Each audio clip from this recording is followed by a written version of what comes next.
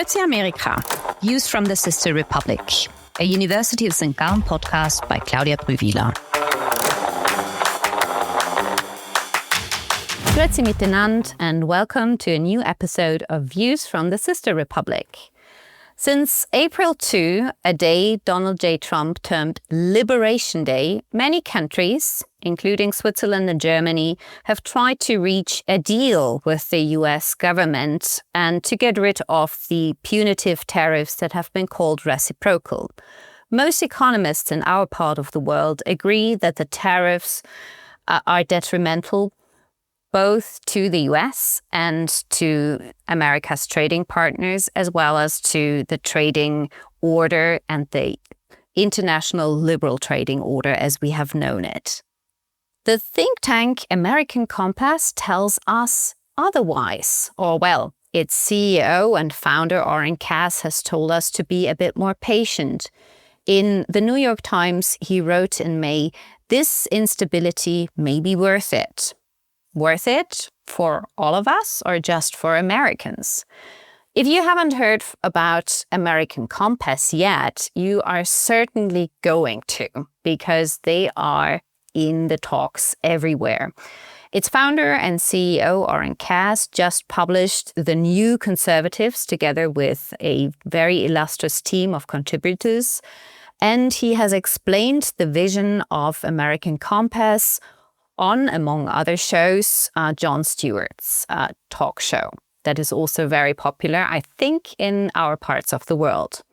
We are lucky to have one of the contributors to The New Conservatives, and probably a new conservative himself, on our program today, Chris Griswold. Thank you so much for joining us. Thank you so much for having me.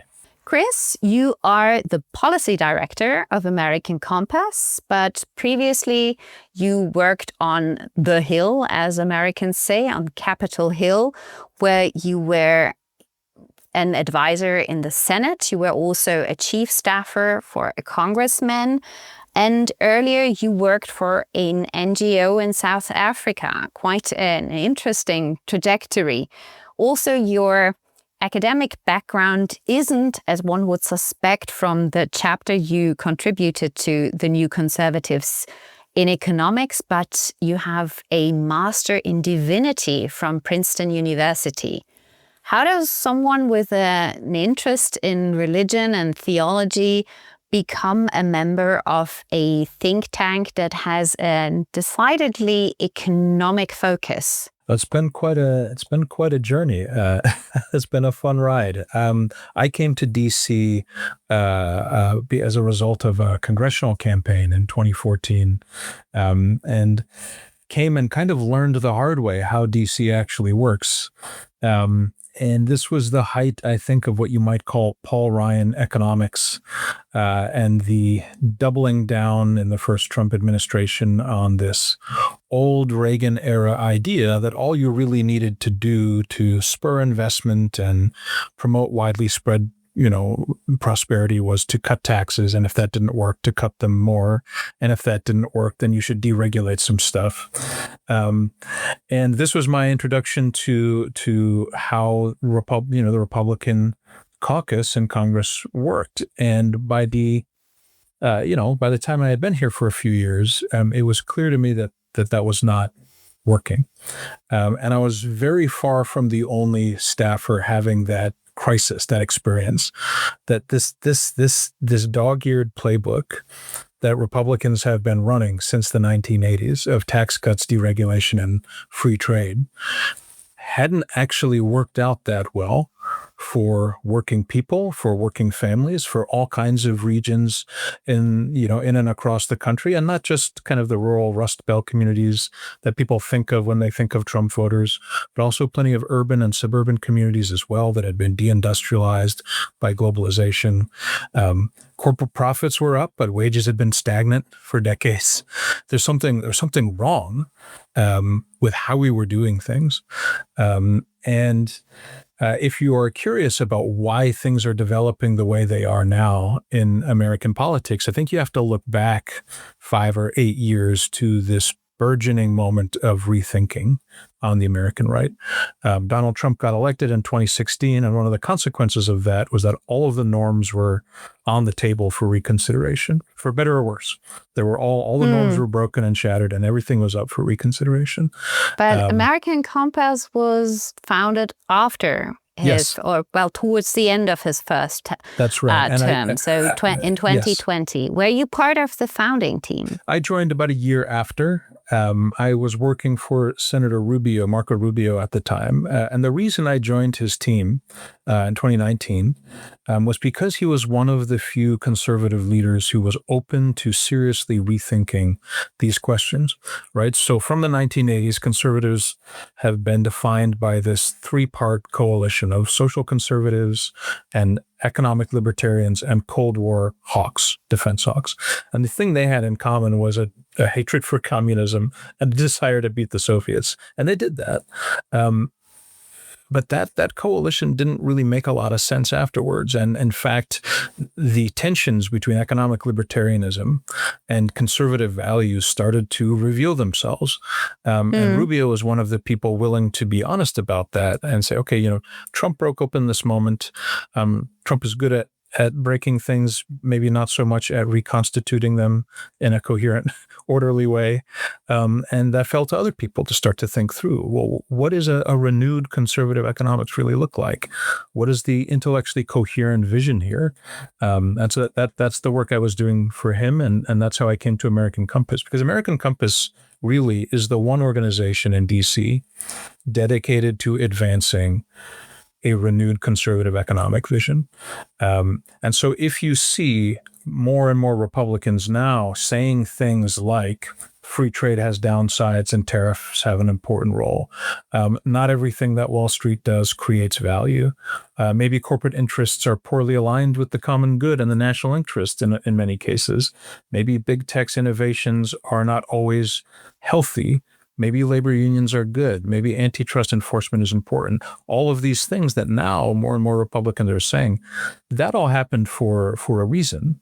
There is a coherent intellectual vision that undergirds all of that. And that is what American Compass has been providing since we were founded in 2020 to help restore an economic consensus that emphasizes the importance of family, community, and industry rather than just free market fundamentalism. So was American Compass mainly founded as a response to what was happening with Donald Trump's election, or was Donald Trump's election a part of a symptom of what American Compass leaders and founders were anyway picking up, and the two things just coincided to an extent? I think it's a bit of both. I think Donald Trump's election was in part a reflection of a frustrated voting public that knew far better than DC did that the status quo had failed economically.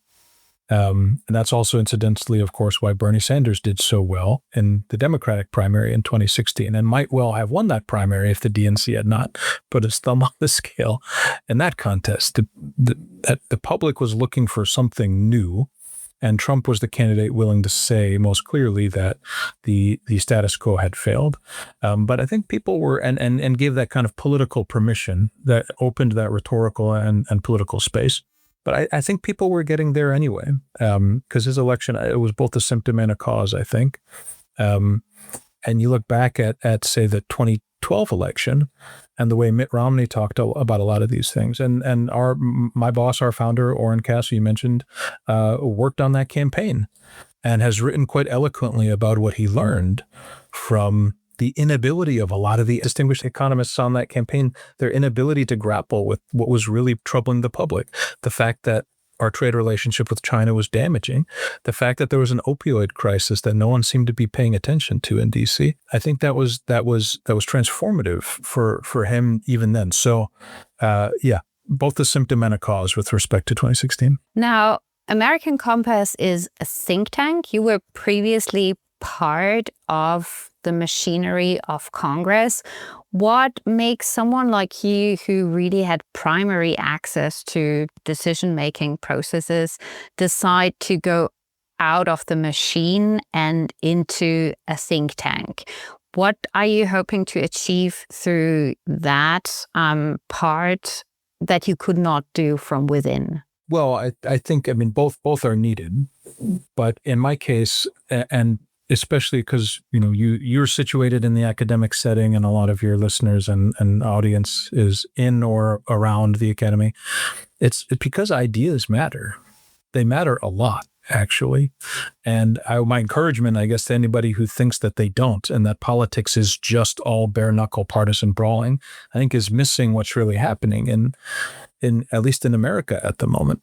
Ideas are incredibly influential, and being able to put a name and an intellectually coherent explanation to a feeling that the public had for a long time, that something was wrong, is incredibly powerful. It's also incredibly helpful to policymakers that are also trying to evolve and innovate their way towards better solutions and better ways to frame the problems and explain the problems that we're facing.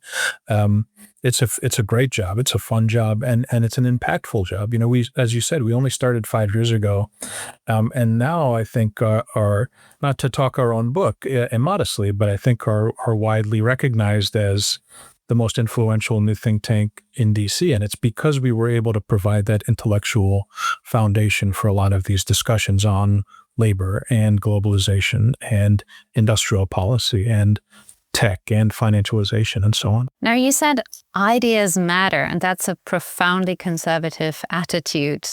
Those who have been listening how you outlined the beginnings of conservative economic thought may also be familiar with National Review, which was the flagship conservative publication that started with its principles declaring that ideas rule the world. But the question sometimes is, do your ideas still align with the right political camp? And one might be wondering, with all that you outlined being the faults of conservative economic thought of recent decades, really, what you called the Reagan consensus and also the Paul Ryan line of thinking in reference to the former Speaker of the House, Paul Ryan, who had been representing the state of Wisconsin. Why are you still focused on influencing Republicans primarily? What do you want as new conservatives to conserve, and why not switch camps and become Democrats? Well, there's a whole lot to say there. We should talk about Reagan himself and the complicated legacy he represents on this question. And we should talk about what I think of as a new emerging bipartisan consensus, and that's partly speaks to your question. So let's get to both of those. But first, I want to draw a very sharp distinction for your listeners between libertarian economics and conservatism, which is surprising for a lot of people to hear because they have been synonymous or thought of as synonymous or conflated for 3 or 4 decades at least since the 80s. In the U.S. Yes, in the U.S., yes, absolutely. Again, because of this, I think, marriage of convenience in the context of the Cold War and so on. Mm-hmm. It's a lot of fun to go back and look at some of the founding fathers of modern libertarian economics like Milton Friedman and Hayek. Hayek has a great essay called Why I Am Not a Conservative. The reason he says that he's not a conservative is because of his profound faith in the mysterious workings of the market, that even if we don't know quite how it works, we should trust ourselves to it, as opposed to relying on some type of inherited wisdom from our forebears or whatever. And I think that's a pretty elegant way of capturing the essential idea that underlines all these other ideas that characterizes new conservative economic thinking, which is that the market is a tool. It's not an end unto itself.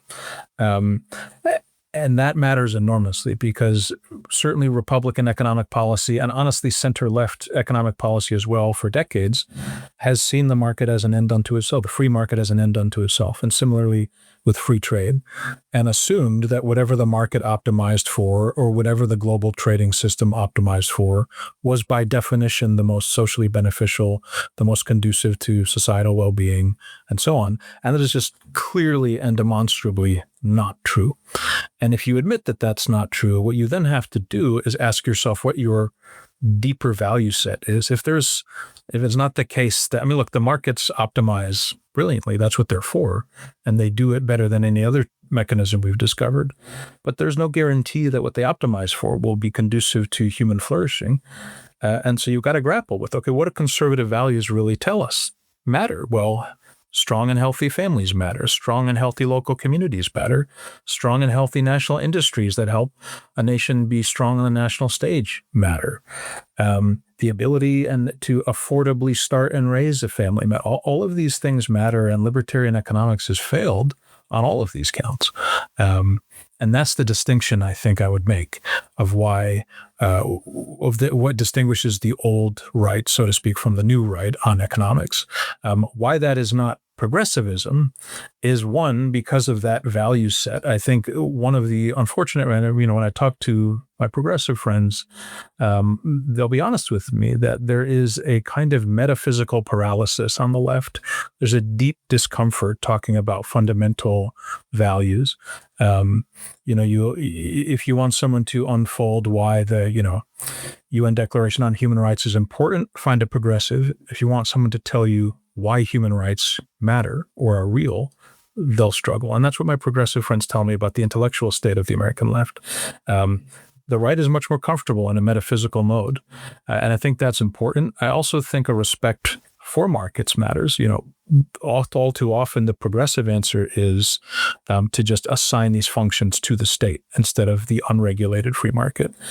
The new conservative answer is, no, you just need to put better policy parameters on the market so that what it optimizes for is in the national interest or is conducive to human flourishing, which is, in fact, what Adam Smith was trying to tell us originally when he talked about the invisible hand. If you go back and look at the paragraph, he only mentions the invisible hand once.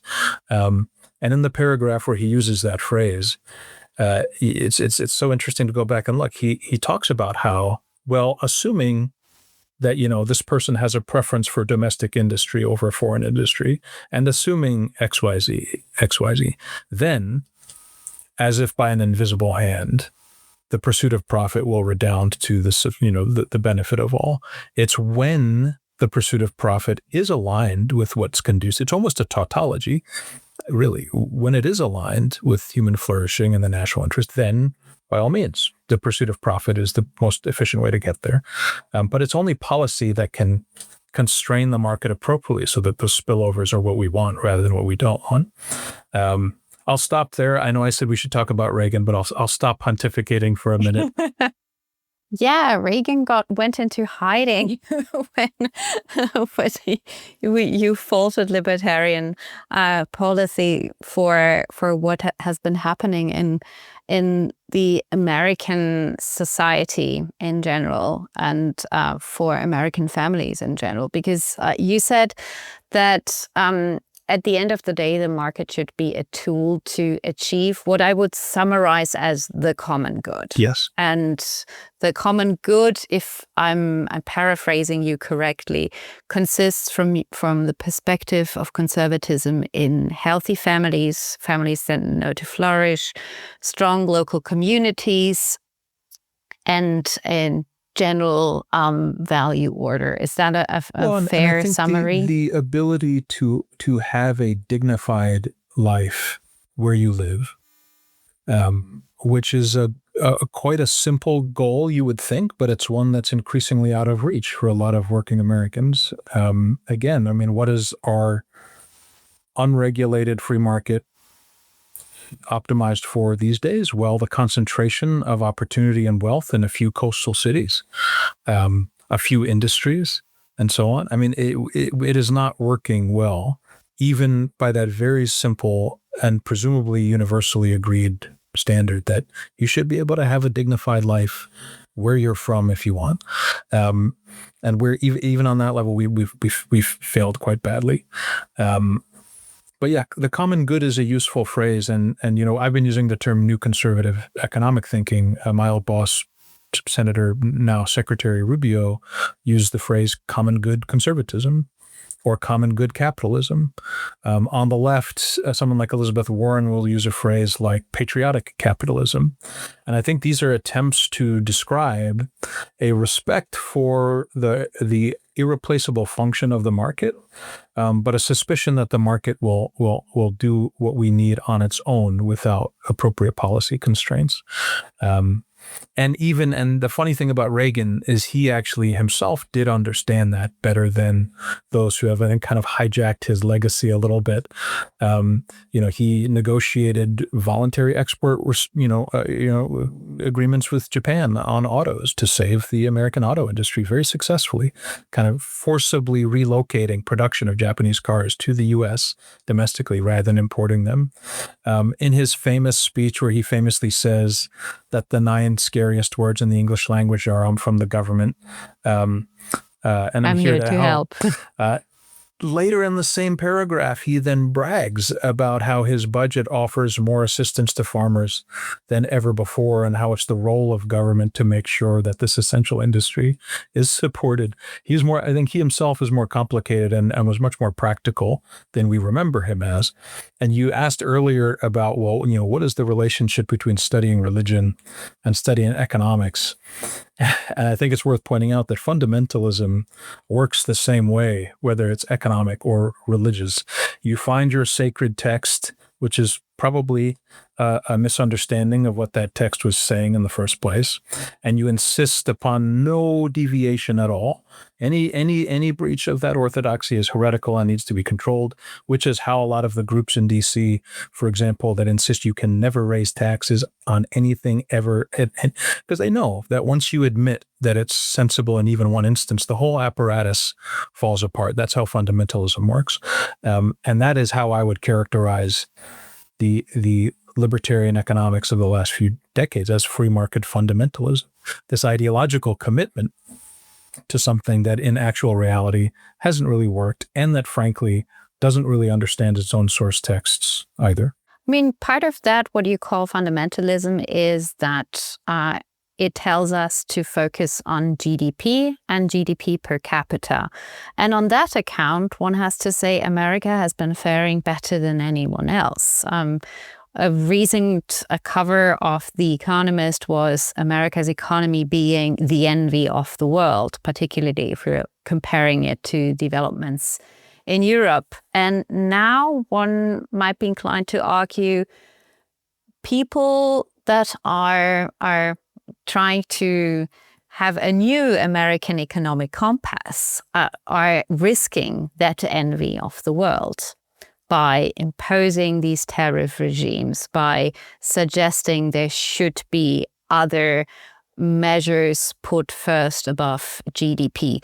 What is your response to that kind of skepticism towards your agenda? Yeah, I'd say a few things. One is that GDP tells you it's an important figure and it tells you something real, but it's incredibly incomplete in the picture it gives you about the health of an economy and the health of a society. Wages, as I mentioned, have been stagnant for working people in the U.S. for decades. Inequality has been rising for a long time in the U.S. I mean, the top quintile of families have gained position in the last few decades. Everyone else has lost relative position. So and you're pointing to an important fact, which is by the standards of this kind of market fundamentalism, it did succeed. If all it cared about was maximizing GDP and maximizing the amount of cheap imports we can get from China and lowering kind of the cost of some consumer items, then yeah, we did that. That was just the wrong goal. It was the wrong set of metrics, and that kind of failed to account for the much richer picture that you need to have if you want to understand how people are actually doing. We have a metric that we developed called the cost of thriving index, which just measures the cost over time of a basket of basic goods that you could call basic middle class standard of living: housing, transportation, schooling, food for a family of 4, so on. To achieve that basic level of middle class security in 1985, the average male worker needed 40 weeks of income and then had 12 weeks of additional income to save, to invest, to take a vacation, whatever. It now takes an average male worker 62 weeks of income per year to afford that basket of goods. And for the average female worker, it's in the 70s. That is I think a distillation, that is a better metric that captures the urgency of the situation I'm describing, that basic affordability is slipping away from more and more American people, even as GDP and corporate profits rise and do find that the distribution of that prosperity is not equal, or even particularly distributed at all. Another fascinating stat is if birth rates are falling all around the world. That's true in the U.S. But if you ask Americans who are having fewer children than they say they want, what the reason is, working class and middle class people will tell you the primary reason is affordability. They're worried they can't afford to have another child. And so if you're talking about a basic conservative value of, look, if you want a family, you should be able to have and raise one. And if the reason why that's not happening is in part economics, well, that's a big problem. And we should probably do something about it. And you can go on down the list of kind of the crises we're facing in terms of supply chain dependence on China, in terms of whole regions of the country that have been deindustrialized, in which no industry has replaced those lost industries.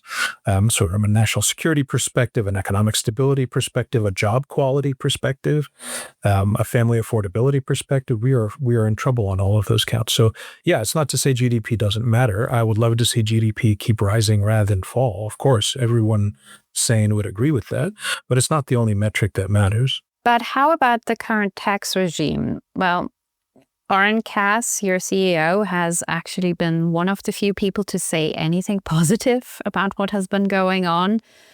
Do you really think that this is the path towards a reindustrialization of America? Is this really the recipe? While others, you've seen the stock market react, the bond market react, you've seen the instability that it has brought to the world economy. Is that really the way forward? And for clarity, you're talking about tariffs specifically? Yes. Yeah. So I think the basic question at stake in the tariff debate is whether or not it matters that we make things or not.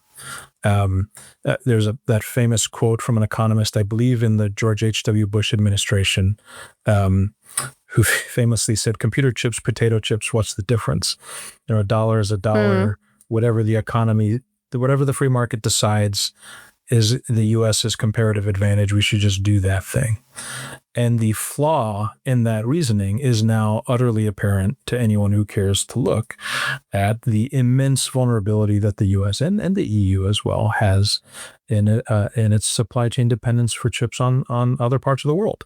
It's an immense problem, and that's why the U.S. had to pass the CHIPS Act. The EU and Japan and other countries have taken similar steps. It was a mistaken assumption that we could get away with that for long. And tariffs are one important tool in the toolkit for rectifying that.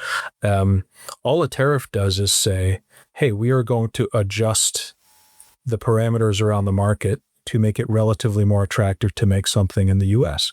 Say, if you talk about, say, for example, a 10% baseline global tariff, if there's something that another country is still really good at doing more efficiently than we are, well, then we'll still presumably be importing that. But if there's like a marginal edge case where maybe we could be doing that, well, now we have more of a reason to. I think it's also fair to point out that trade deficits are real and that they matter. This is another violation of economic orthodoxy, which long held that trade deficits are self-correcting and don't matter. Neither of those things are turned out to be true. And so tariffs have an incredibly important role. That having been said, and actually, before I move on, it's important to note that The U.S. economy traditionally has been quite in favor of tariffs, all the way back to Alexander Hamilton and Henry Clay and the development of the American system. Abraham Lincoln, when he was running, said, "Give us a tariff and we'll be the greatest nation on earth." This is, in fact, the American tradition, and it's only in the last several decades that we've forgotten that. I think it's a return to a sounder economic tradition rather than some deviation from the American way. But tariffs also are not the only tool. And I think my criticism of the Trump administration might be if it ultimately thinks it can achieve reindustrialization through tariffs alone, that's a mistake. We also need a whole bunch of other policy interventions. For example, an industrial finance corporation or development bank of some kind to help finance critical industries that the market doesn't want to. I think is a good example of something we need on kind of the carrot rather than stick side of things. And there's a long list of other things that matter. There's an essay I wrote called "Not by Tariff Alone," which makes this argument. So no, I don't think it's possible to do it just with tariffs. I think it's going to be very hard to do without tariffs. And the tough message, I think, for our friends around the world is it is actually quite urgent that the U.S. reset our trade relationships. That is important. If we don't... But yes. Sorry. No, please. If I may interject right here, because one conservative value is also reliability and that one honors one's relationships, the bonds one has formed, etc. And I think there is good reason to say that the way these tariffs have been introduced and the way they have been calculated isn't really what one would expect from an ally, now looking from the European perspective. So from the perspective of American Compass, would this have been the route that you, if you had been an advisor here, would have suggested as well? Or were you also surprised by how this tariff regime was introduced? Yes, no, you mentioned a New York Times piece that my colleague Oren wrote a while ago. In that piece, he was highly critical of the way tariffs were rolled out on Liberation Day. Because you're right that we are quite vocally supportive of the spirit of the matter, right? This is directionally correct. It's important that we do something in this vein. Even the Biden administration had been tiptoeing in this direction, I think rightly recognizing that something was amiss in our trade relationships. But optimally, the way we would have wanted to see it done is through legislation that offered a clear and predictable path. So, okay, tariffs will go up by 20% next year and 40% the next year or whatever to give companies time to relocate back to the U.S. or to shift their supply chains or to alter their investment patterns in, the way that this policy is designed to achieve. Dropping a huge tariff overnight, I think, does cause unnecessary pain. It's not a necessary feature of this shift.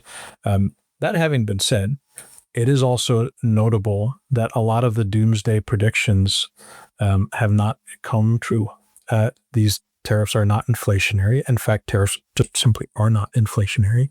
The retaliation that many people feared from other countries has not materialized, as we've seen in the last few days. Even we're petrified, Well, I mean, there's these new trade deals being announced just in this last week with Indonesia and Japan, maybe soon the EU. So, look, I recognize the concern, and I do think it's fair to criticize this administration for maybe treating our friends in the same tone of voice as we treat our adversaries like China. That, I think, is not necessary. And I do wish that we had offered more legislative clarity, yes. But as I say, on the other hand, I think it's incredibly important that the EU take very seriously the reasons why this is happening, the legitimate concerns that this trade regime, that the alteration of our trade regime is intended to accomplish, because the EU faces some of the same challenges we do. China can come in and undercut your markets with cheap stuff just as much as they do with us. I think it's an incredibly dangerous prospect that the EU has kind of toyed with a closer relationship with China. That would be bad for Europe, and I hope that doesn't happen.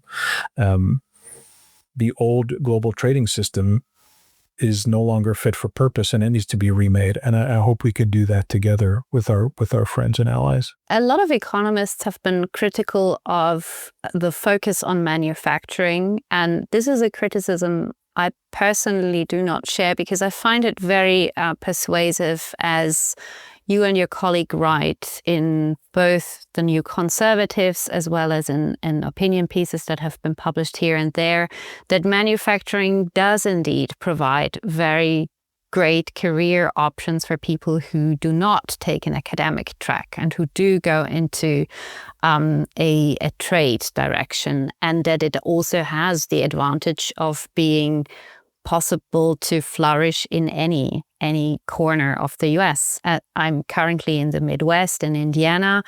This is a region that is testament to the downfall of manufacturing industries. But one of the major problems Swiss companies have, for instance, said that they would not mind producing in the United States, is skills, a lack of skilled labor. So it's not about unskilled labor that can be, quote unquote, imported through migration that is easily tapped into, but it's the question of skills. And what I found very interesting in the book as well is that you're actually thinking along the lines of what we already have in Germany and Switzerland, that you want to see apprenticeships or vocational training strengthened. But we are witnessing that these tracks are actually losing, how shall I say, support and respect, that there is a tendency for parents particularly pushing their children all through high school, for employers not recognizing the values that people with an apprenticeship bring, and that is often superior to those who have a fancier diploma, etc. So how do you want to bring an economy that is so geared towards college degrees, to take a different direction and actually see more value in alternative paths? Yes. Well, first, a word about manufacturing in general. I'm so glad you agree with the proposition that manufacturing matters. But I would add that I think there is often a somewhat thin version of the pro-manufacturing argument, especially from some politicians who like to talk about jobs, that makes it sound like the only reason or the principal reason to reindustrialize America is to give people good jobs. It is true that manufacturing jobs, especially the advanced manufacturing jobs that characterize, I think, 21st century technology, do tend to be better jobs. That is certainly true. And we certainly would love to see more of those jobs available than we have now. But especially as productivity enhancing technology and automation and other technological advancements continue, it's entirely possible and in fact, I think desirable that a given factory will need fewer workers than a similar factory 10 or 20 years ago. The reason to reindustrialize America is not primarily as a jobs program. It's because manufacturing and productive capacity plays such a unique role in a healthy economy. The ability to make things, as we mentioned, is fundamental to national security, to economic stability and supply chain resilience.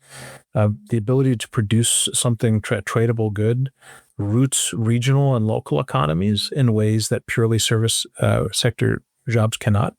If you have a factory in the middle of a town, that's what enables a whole bunch of other good jobs, better service jobs, for example, to flourish around it.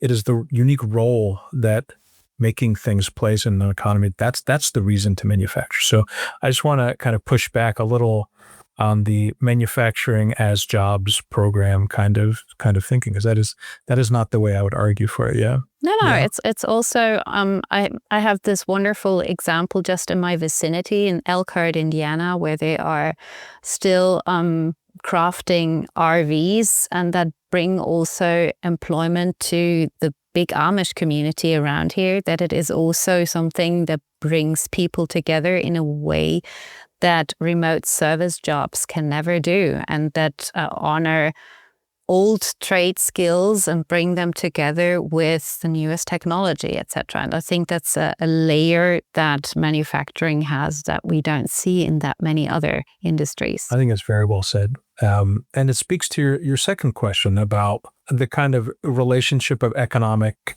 policy and cultural norms. It's certainly true in the U.S. that non-college pathways have not been seen as with the same kind of social respect as going to college and getting a degree. That is absolutely true. And of course, it's also been true that on the whole, college degree is a better path to an economically dignified future as well. That is not universally true. And in fact, it's breaking down, and we are overproducing college graduates who have a lot of debt and difficulty finding a well-paying job. So I think that is changing. But yeah, it's a huge problem in the U.S. And I think a big part of this populist backlash on the right and the left that you see is a desire for respect and dignity and regard from your fellow countrymen, as well as a desire for a more economically viable future. These are related things. And the way the U.S., anyway, has been investing tax dollars in our education system does not reflect that at all. We dump almost all of our federal education tax dollars into higher education, which really only serves a minority of Americans well. What we need to be doing is investing far more rigorously and expansively in non-college pathways and on-the-job training and apprenticeships and so on, as you mentioned. And there are also ways, I think, that you can start to tilt the social aspect of this as well. One of the proposals that we've recommended, and I've written an essay on this as well, is to just ban the requirement that you have a college degree from job descriptions. If you want to post a job opening, you may not say bachelor's degree required. That would be quite powerful. We've already done that in the federal employment sector. President Trump in his first term, and then continued by President Biden, banned the use of college degree requirements for federal jobs in most cases. Many state governors in both Republican and Democratic states have done the same for their state workforces. I think we should do the same in the private sector. And not only would that open more actual economic opportunities for people without degrees, it would send a very strong signal just in general to the culture that this is not required to be seen with dignity and seriousness in our economy. I think we should do that, for example. And there are many other things we could debate doing, but that's one that comes to mind because it speaks both to the economic and the social dynamics you're, I think, quite rightly pointing to. Yeah, I find it really interesting in the whole book when you're speaking on upskilling and looking at alternatives to college degrees, but also in the ways that you want laborers, workers to have more of a say in the economy as such, in corporations as such, how you're also looking at European models. And I was often thinking that I heard like a faint echo of what used to be Christian democracy or social democracy as well. To what extent were you and other contributors inspired by European precedents? I think it's been very useful and constructive to look at other models around the world that have worked better than what we've been doing. I'm a big fan of sectoral bargaining, for example, where you can bargain, as your listeners will know far better than most American listeners, where you can bargain at the industry-wide level and then have non-adversarial works councils at the enterprise level, the workplace level, for cooperation and discussion. That is a better model than what we do, which is enterprise level, business by business fights over whether or not you can unionize. And then when you do, that's your only option for engagement with management. Our labor system in the U.S., I would argue, is no longer fit for purpose and needs to be updated quite badly. The decline of the labor movement in the U.S. is not a good thing. It shouldn't be celebrated by conservatives, but restoring it will require some creative thinking. And it has, of course, been useful to look at other parts of the world. The Ghent system as well, whereby a worker-controlled organization can administer benefits using both public and private money, I think is a much better model than what we have in the U.S. For something like unemployment insurance, for example. Yeah, so it's certainly been inspired. And it's interesting because the U.S. doesn't really have a Christian democratic tradition the way Europe does. And I have heard it said by some that one way of describing what American Compass has done is reverse engineer a secular version of Christian democracy. I don't know if that's fair, but I've heard it said, and it's interesting to note too that you didn't cite this influence, but it's worth noting how influenced a lot of these figures like J.D. Vance, Marco Rubio, the new chairman of the Federal Trade Commission, many of my colleagues as well, and myself are influenced by Catholic social teaching. I'm not Catholic myself. I was thinking about that a lot, but I saw Oren Cass writing that he actually didn't know what it is. And then I thought, how influential could it then have been for American Compass? Quite influential. I think he's being a little tongue-in-cheek, but Oren's not Catholic, I'm not Catholic. It's not a religious exercise in that way, but that tradition, I think, captures very well the need for something that is neither Marxism nor unfettered laissez-faire capitalism.